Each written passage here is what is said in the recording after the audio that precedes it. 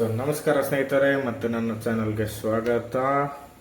ಇವತ್ತಿನ ವಿಡಿಯೋದಲ್ಲಿ ನೋಡ್ಬೋದು ನೀವು ಆಲ್ರೆಡಿ ಇಲ್ಲಿ. ಟೇಟ್ದು ಆನ್ಸರ್ ಕೀ ಕೊಟ್ಟಿದ್ದಾರೆ. ಟೇಟ್ದ ಆನ್ಸರ್ ಕೀ ಬಿಟ್ಟಿದ್ದಾರೆ ಆಲ್ರೆಡಿ, ಕೀ ಆನ್ಸರ್ಸು. ಹೆಂಗೆ ಪರಿಶೀಲನೆ ಮಾಡ್ಬೋದು, ನಿಮ್ಮ ಸಬ್ಜೆಕ್ಟ್ ಯಾವುದು ಅಂತ ಹೆಂಗೆ ಗೊತ್ತಾಗ್ಬೋದು ಅಂತ ಹೇಳಿ ಇವತ್ತಿನ ವಿಡಿಯೋದಲ್ಲಿ ತೋರಿಸ್ತೀನಿ. ಅದಕ್ಕಿಂತ ಮುಂಚೆ ನೀವು ನನ್ನ ಚಾನಲ್ನ ಸಬ್ಸ್ಕ್ರೈಬ್ ಆಗಿಲ್ಲ ಅಂದರೆ ಆಗಿಬಿಡಿ. ನನ್ನ ಚಾನಲ್ ಬಂದು ಕನ್ನಡ ಮಾಧ್ಯಮ ವಿದ್ಯಮಾನ, ನಮ್ಮ ಕನ್ನಡ ಶಾಲೆ ನಮ್ಮ ಹೆಮ್ಮೆ. ಟೇಟ್ ರಿಸಲ್ಟ್ ನೋಡಬೇಕಂದ್ರೆ ಮೇಯ್ನಾಗಿ ನೀವು ಗೂಗಲಲ್ಲಿ ಹೋಗಿ TET ಅಂತ ಹೇಳಿ ಸರ್ಚ್ ಕೊಟ್ಟರೆ ಸಾಕು. ಇಲ್ಲಿ ಫಸ್ಟ್ ಬರೋ ವೆಬ್ಸೈಟ್ ಮೇಲೆ ಕ್ಲಿಕ್ ಮಾಡಬೇಕು. ಅನಂತರ ನಿಮಗೆ ಈ ಥರ ಒಂದು ವೆಬ್ ಪೇಜು ಓಪನ್ ಆಗುತ್ತೆ. ಫಸ್ಟ್ ಆಪ್ಷನ್ ಬಂದು ಒಬ್ಜೆಕ್ಷನ್ಸ್. ನಿಮ್ಮದು ಆನ್ಸರ್ ಕೀ ನೋಡಿದ್ಮೇಲೆ, ಕೀ ಆನ್ಸರ್ ನೋಡಿದ್ಮೇಲೆ ನಿಮಗೆ ಆನ್ಸರ್ ಮೇಲೆ ಏನಾದರೂ ಡೌಟ್ಸ್ ಇದ್ದರೆ, ಅಬ್ಜೆಕ್ಷನ್ಸ್ ಇದ್ದರೆ ಈ ಫಸ್ಟ್ ಲಿಂಕಲ್ಲಿ ಅಪ್ಲೈ ಮಾಡ್ಬೋದು. ಮೊದಲನೇದಾಗಿ ಇನ್ಸ್ಟ್ರಕ್ಷನ್ಸ್ ಕೊಟ್ಟಿದ್ದಾರೆ ಇಲ್ಲಿ ಕ್ಯಾಂಡಿಡೇಟ್ಸ್ಗೆ. ಅದು ನೋಡ್ಕೊಂಬಿಡೋಣ. ನೋಡಿದರೆ ಇಲ್ಲಿ ಇನ್ಸ್ಟ್ರಕ್ಷನಲ್ಲಿ ನೋಡಿದ್ರೆ ದಿನಾಂಕ 30/6/24 ನಡೆದ ಕರ್ನಾಟಕ ಶಿಕ್ಷಕರ ಅರ್ಹತಾ ಪರೀಕ್ಷೆ 2024 ಪರೀಕ್ಷೆ ಪತ್ರಿಕೆ 1 ಮತ್ತು ಪತ್ರಿಕೆ 2 ಕೀ ಉತ್ತರಗಳನ್ನು ದಿನಾಂಕ 8/7/24 ಇಲಾಖಾ ವೆಬ್ಸೈಟ್ನಲ್ಲಿ ಪ್ರಕಟಿಸಲಾಗಿದೆ. ಪ್ರಕಟಿತ ಕೀ ಉತ್ತರಗಳಿಗೆ ಆಕ್ಷೇಪಣೆಗಳನ್ನು ಸಲ್ಲಿಸುವ ಬಗ್ಗೆ ಅಭ್ಯರ್ಥಿಗಳು ಕೆಳಕಂಡ ಸೂಚನೆ ಪಾಲಿಸುವುದು. ಕೆಳಗೆ ಸೂಚನೆಗಳು ಕೊಟ್ಟಿದ್ದಾರೆ. ಮೊದಲನೇದಾಗಿ ಸೂಚನೆ ನೋಡೋದಾದರೆ, ಪತ್ರಿಕೆ 1 ಮತ್ತು ಪತ್ರಿಕೆ 2 ಸಂಬಂಧಿಸಿದಂತೆ ಪ್ರಕಟಿತ ಕೀ ಉತ್ತರಗಳಿಗೆ ಆನ್ಲೈನ್ ಮೂಲಕ ಆಕ್ಷೇಪಣೆ ಸಲ್ಲಿಸಲು ದಿನಾಂಕ 13 ಲಾಸ್ಟ್ ಡೇಟ್ ಆಗಿರುತ್ತೆ, ಸಾಯಂಕಾಲ 5 ಬರೀ ಸೆಕೆಂಡ್ ನೋಡ್ಬೋದು. ಕೀ ಉತ್ತರಗಳಿಗೆ ಆಕ್ಷೇಪಣೆ ಕೇವಲ ಆನ್ಲೈನ್ ಮೂಲಕ, ಆನ್ಲೈನಲ್ಲಿ ಅಷ್ಟೇ ಇರುತ್ತೆ, ಆಫ್ಲೈನಲ್ಲಿ ಇರೋದಿಲ್ಲ. ಥರ್ಡ್ ಆಪ್ಷನ್ ನೋಡ್ಬೋದು, ನಿಮ್ಮ ಅರ್ಜಿ ಸಂಖ್ಯೆ ಅಂದರೆ ಅಪ್ಲಿಕೇಶನ್ ನಂಬರ್ ಅಥವಾ ರಿಜಿಸ್ಟರ್ ನಂಬರ್ ಮತ್ತು ಡೇಟ್ ಆಫ್ ಬರ್ತ್ ಮೆನ್ಷನ್ ಮಾಡಿ ಅಲ್ಲಿ ಲಿಂಕನ್ನು ನಾನು ಆವಾಗಲೇ ಹೇಳಿದ್ದೆ ನಿಮಗೆ. ಅಲ್ಲಿ ಲಾಗಿನ್ ಆದಾಗ OTP ಬರುತ್ತೆ, ಆನಂತರ ಸಲ್ಲಿಸ್ಬೋದು ಅಂತ ಹೇಳಿದ್ದಾರೆ.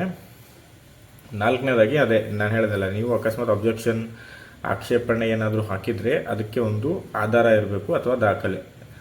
ಒಂದು ಪ್ರೂಫ್, ಯಾವುದಾದ್ರೂ ಬುಕ್ಕು ಅಥವಾ ನೀವು ಎಲ್ಲಿಂದ ಓದಿದ್ದೀರಾ, ಅದು ನೀವು ಸಬ್ಮಿಟ್ ಮಾಡಬೇಕಾಗಿರುತ್ತೆ. ಐದನೇದಾಗಿ ನೋಡ್ಬೋದು, ಅಕಸ್ಮಾತ್ ಅದೇ ಸೂಕ್ತ ಆಧಾರ ಅಂದರೆ ಪರ್ಫೆಕ್ಟ್ ಯಾವುದಾದ್ರೂ ಒಂದು ಅದ್ರ ಬಗ್ಗೆ ಎಲ್ಲಾದರೂ ಆಧಾರ ಇರಲಿಲ್ಲ ಅಂದರೆ ಅದು ಪರಿಗಣಿಸಲಾಗೋದಿಲ್ಲ ನಿಮ್ಮದು ಅಬ್ಜೆಕ್ಷನ್ನು. ದಾಖಲೆಗಳು ಏನು ಡಾಕ್ಯುಮೆಂಟ್ಸ್ ಇರುತ್ತೆ, ಪ್ರೂಫ್, ಅದು 500 KB ಮೀರಬಾರದಂತೆ. ಏಳನೇದು, ವಿಷಯಕ್ಕೆ ಸಂಬಂಧಿಸಿದ ಅಸಂಬದ್ಧ ದಾಖಲೆಗಳು ಹಾಗೂ ಚಿತ್ರಗಳನ್ನು ಅಪ್ಲೋಡ್ ಮಾಡಿದಲ್ಲಿ ನೀವೇನಾದರೂ ಬೇರೆ ಏನಾದರೂ ಅದಕ್ಕೆ ಬೇಕಾಗಿರಲಾರ್ದು ಅಥವಾ ಯಾವುದಾದ್ರೂ ಸಲ್ಲಿಸಬಾರ್ದಂಥ ಡಾಕ್ಯುಮೆಂಟ್ಸ್ ಏನಾದರೂ ಕಳಿಸಿದರೆ ಅದು ನಿಮ್ಮ ಪ್ರಕಾರ ಕಾನೂನು ಕ್ರಮ ತಗೋತಾರೆ. ಎಂಟನೇದ್ದು ತುಂಬ ಇಂಪಾರ್ಟೆಂಟು. ನೋಡ್ಬೋದು ನೀವು, ಜರ್ನಲ್, ಮ್ಯಾಗಝೀನ್ ಅಥವಾ ಪ್ರೈವೇಟ್ ಯಾರನ್ನೋ ಪಬ್ಲಿಷ್ ಮಾಡಿದ್ದ ಬುಕ್ಗಳು ಅಥವಾ ಗೈಡ್ ಅಥವಾ ಇಂಟರ್ನೆಟ್ ಮೂಲ, ಫಾರ್ ಎಕ್ಸಾಂಪಲ್ ವಿಕಿಪೀಡಿಯಾ, ಗೂಗಲ್ ಮತ್ತು ಇಂಟರ್ನೆಟ್ ಯಾವುದೇ ಇಂದ ಒಂದು ಏನಾದರೂ ಡೌನ್ಲೋಡ್ ಮಾಡಿಕೊಂಡು ಅದನ್ನು ನೀವು ಪ್ರೂಫ್ ಅಂತೇಳಿ ಅಪ್ಲೋಡ್ ಮಾಡಿದರೆ ಅದು ವ್ಯಾಲಿಡ್ ಆಗಂಗಿಲ್ಲ.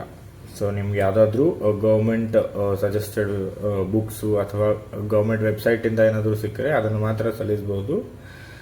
ಲಾಸ್ಟ್ ನೋಡ್ಬೋದು, ಸ್ವೀಕರಿಸಲಾದ ಆಕ್ಷೇಪಣೆಗಳನ್ನು ವಿಷಯ ತಜ್ಞರ ತಂಡವು ಪರಿಶೀಲಿಸಿ ನೀಡುವ ಅಂತಿಮ ಉತ್ತರವನ್ನು ಪರಿಗಣಿಸಲಾಗುವುದು. ತಜ್ಞರ ತಂಡ ನೀಡುವ ಉತ್ತರವೇ ಅಂತಿಮವಾಗಿರುತ್ತದೆ. ನೀವು ಎಷ್ಟಾದರೂ ಸಬ್ಮಿಟ್ ಮಾಡಿದರೂ ಕೂಡ ಅಲ್ಲಿನ ತಜ್ಞರೇನಾದರೂ ಅದಲ್ಲ ಅಂತ ಹೇಳಿದ್ರೆ ಅದು ನಿಮ್ಮದು ಕನ್ಸಿಡರ್ ಮಾಡೋದಿಲ್ಲ. ನೆಕ್ಸ್ಟ್ ನೋಡ್ಬೋದು, ಇಲ್ಲಿ ಫಾರ್ ಎಕ್ಸಾಂಪಲ್ ಹೆಂಗೆ ನೋಡ್ಬೋದು ಇವಾಗ ಅಂದರೆ, ಪೇಪರ್ 1 ಮೇಲೆ ಕ್ಲಿಕ್ ಮಾಡಿದ ತಕ್ಷಣ ಇದು ಓಪನ್ ಆಗಿರುತ್ತೆ ನಿಮ್ಮದು. ಪೇಪರ್ 1 ಇಲ್ಲಿ ನೋಡ್ರಿ ಕೀ ಆನ್ಸರು. ಇಲ್ಲಿ ನೋಡಿದಾಗ ಫಸ್ಟು ನಮಗೇನಿರುತ್ತೆ, ಫಸ್ಟ್ ಲ್ಯಾಂಗ್ವೇಜು ಮತ್ತು ಸೆಕೆಂಡ್ ಲ್ಯಾಂಗ್ವೇಜ್ ಇರುತ್ತೆ. ಇಲ್ಲಿ ಪೇಪರ್ 1 ಪಾರ್ಟ್ 1 ಏನಿರುತ್ತೆ, ಕನ್ನಡ ಮೀಡಿಯಮ್ ಯಾರ್ದಿದೆ ಫಸ್ಟ್ ಲ್ಯಾಂಗ್ವೇಜ್ ಕನ್ನಡ, ಅವರು ಈ ಕಾಲಮ್ ನೋಡ್ಕೊತ ಹೋಗಬೇಕು. ಇಂಗ್ಲೀಷ್ ಫಸ್ಟ್ ಲ್ಯಾಂಗ್ವೇಜ್ ಯಾರ್ದು ಬರುತ್ತೆ ಅವರು ಇದು ನೋಡ್ಬೋದು. ಬೇರೆ ಭಾಷೆಗಳು ಕನ್ನಡದಲ್ಲಿ ಬರೋದು ಕಮ್ಮಿ, ಉರ್ದು ಬರೀಬೋದು ಜಾಸ್ತಿ ಜನ. ಉರ್ದು ಇದ್ದರೆ ಇಲ್ಲಿ ನೋಡ್ಬೋದು ನೀವು ಪೇಪರ್ 1 ಪಾರ್ಟ್ 1 ನೋಡ್ಬೋದು. ನಿಮ್ಮ 30 ಆದ ತಕ್ಷಣ ಪೇಪರ್ 1 ಪಾರ್ಟ್ 2. ಕನ್ನಡ ಮೀಡಿಯಮ್ ಹುಡುಗರಿಗಾದರೆ ಇದು ಕೌಂಟ್ ಆಗುತ್ತೆ ಇಂಗ್ಲೀಷು. ಅದೇ ಇಂಗ್ಲೀಷ್ ಮೀಡಿಯಮ್ ಆದರೆ ಕನ್ನಡ ಕೌಂಟ್ ಆಗುತ್ತೆ ಅಥವಾ ಉರ್ದು ಕೌಂಟ್ ಆಗಬಹುದು. ಬೇರೆನೂ ನೋಡ್ಬೋದು, ಬಟ್ ನನಗೆ ತಿಳಿದ ಮಟ್ಟಿಗೆ ಬೇರೆ ಜಾಸ್ತಿ ಬರೆಯೋದಿಲ್ಲ, ಹಿಂದಿ ಬರೀಬಹುದು. ಅದು ಮುಗಿದ ತಕ್ಷಣ ನಿಮ್ಮದು ಇಲ್ಲಿ ಮೇನ್ ಸ್ಟಾರ್ಟ್ ಆಗುತ್ತೆ. ಇಲ್ಲಿ ಪಾರ್ಟ್ 3 ಮತ್ತು 4 ಮತ್ತು 5 ಕಂಟಿನ್ಯೂ ಇರುತ್ತೆ. ಸೊ ಚೈಲ್ಡ್ ಡೆವಲಪ್ಮೆಂಟ್ ಆ್ಯಂಡ್ ಪೆಡಗೋಗಿ ಮತ್ತು ಮ್ಯಾಥಮೆಟಿಕ್ಸ್ ಆ್ಯಂಡ್ EVS ಇದ್ದವ್ರಿಗೆ ಇದು ಕಂಟಿನ್ಯೂ. ಸೊ ಇಲ್ಲಿ ಅವ್ರದ್ದು ಮುಗಿದು ಬಿಟ್ಟತ್ತೆ. ಸೊ ಇದು ಕರೆಕ್ಟ್ ನೋಡ್ರಿ. Child development and pedagogy, mathematics, EVS ಇದ್ದರೆ ಅವರಿಗೆ ಈ ಪೇಜಲ್ಲಿ 4th ಪೇಜಲ್ಲಿ ಕಂಪ್ಲೀಟ್ ಆಗಿರುತ್ತೆ. ಸೊ ಮೇಲಿಂದ ಹೆಡ್ಡಿಂಗ್ ಕರೆಕ್ಟಾಗಿ ನೋಡ್ಕೊಳ್ಳಿ. ಸೊ ಇಲ್ಲಿ ಸೆಕೆಂಡ್ ನೋಡ್ಬೋದು, ಸೋಷಿಯಲ್ ಸೈನ್ಸು ಮತ್ತು ವಿಜುವಲಿ ಇಂಪೇರ್ಡ್ ಕೀ ಆನ್ಸರ್ಸ್ ಅವ್ರದ್ದು ಯಾವುದಾದ್ರೂ ಇದ್ದರೆ ಅವ್ರದ್ದು ಈ ಪೇಜ್ ಕನ್ಸಿಡರ್ ಆಗುತ್ತೆ, ಸೋಷಿಯಲ್ ಸೈನ್ಸ್ ಅವ್ರದ್ದು ಇದ್ದರೆ ಅಕಸ್ಮಾತ್. ಸೊ ಅದು ಬಿಟ್ಟರೆ ನಾರ್ಮಲಿ ಎಲ್ರದ್ದು ಏನು ಹಾಕಿರ್ತಾರೆ ಸೈನ್ಸ್ ಮಾಡಿದವ್ರದ್ದು ಮ್ಯಾಥಮೆಟಿಕ್ಸ್ EVS ಅಲ್ಲಿ ಈ ಸೈಡ್ ಮುಗಿದು ಬಿಡುತ್ತೆ. ಸೊ ಇಲ್ಲ ಅಂದರೆ ನಿಮ್ಮದು ಈ ಪೇಜಲ್ಲಿ ಇರುತ್ತೆ ಸೋಷಿಯಲ್ ಮಾಡಿದರೆ. ಸೊ ಇಷ್ಟು ಪೇಪರ್ 1ನಲ್ಲಿ ನೀವು ಅಬ್ಸರ್ವ್ ಮಾಡಬೇಕಾಗಿರೋದು. So same as it is ನೀವು ಪೇಪರ್ 2 ಅನ್ನು ಡೌನ್ಲೋಡ್ ಮಾಡಿಕೊಂಡ್ರೂ ಕೂಡ ಅದೇ ಬರುತ್ತೆ ನಿಮಗೆ. ಸೊ ಪೇಪರ್ 2 ಪೇಪರ್ 2 ಪಾರ್ಟ್ 1 ನಿಮ್ದು ಯಾವುದು ಕನ್ನಡನ ಇಂಗ್ಲೀಷಾ ಫಸ್ಟ್ ಅದು ಕನ್ಫರ್ಮ್ ಮಾಡ್ಕೊಳ್ಳಿ. ಎಷ್ಟೋ ಜನ ಎಕ್ಸಾಮಲ್ಲಿ ಪಾರ್ಟ್ 1 ಇಂಗ್ಲೀಷ್ ಮೀಡಿಯಮ್ದವ್ರು ಕೂಡ ಕನ್ನಡನೇ ಬರೆದಿದ್ದಾರೆ, ಕನ್ನಡ ಮೀಡಿಯಮ್ ಅವರು ಮಿಸ್ ಆಗಿ ಕಂಟಿನ್ಯೂ ಪಾರ್ಟ್ 2 ಅಲ್ಲಿ ಇಂಗ್ಲೀಷ್ ಇದೆ, ಪಾರ್ಟ್ 1 ಇಂಗ್ಲೀಷು ಪಾರ್ಟ್ 2 ಅಂತೇಳಿ ಬರೆದಿದ್ದಾರೆ. ಸೊ ಅಲ್ಲಿ ಸ್ವಲ್ಪ ಪ್ರಾಬ್ಲಮ್ ಆಗಿರುತ್ತೆ. ಬಟ್ ಯಾರು ಕರೆಕ್ಟ್ ನೋಡಿರ್ತಾರೋ ಅವ್ರಿಗೇನು ಪ್ರಾಬ್ಲಮ್ ಆಗಿರಂಗಿಲ್ಲ. ಸೊ ನೆಕ್ಸ್ಟು ಪೇಪರ್ 2 ಮತ್ತು ಪಾರ್ಟ್ 2 ಇಲ್ಲಿ ನೋಡ್ಬೋದು ಸೆಕೆಂಡ್ ಲ್ಯಾಂಗ್ವೇಜು. ಸೊ ಇಲ್ಲಿ ಸೇಮ್ ಅದೇ ರೀತಿ ಆವಾಗಲೇ ಹೇಳ್ದಂಗೆ ಪಾರ್ಟ್ 3, 4 ಕಂಟಿನ್ಯೂ ಇದೆ. Child development and pedagogy, mathematics and science. So ನೋಡ್ಬೋದು.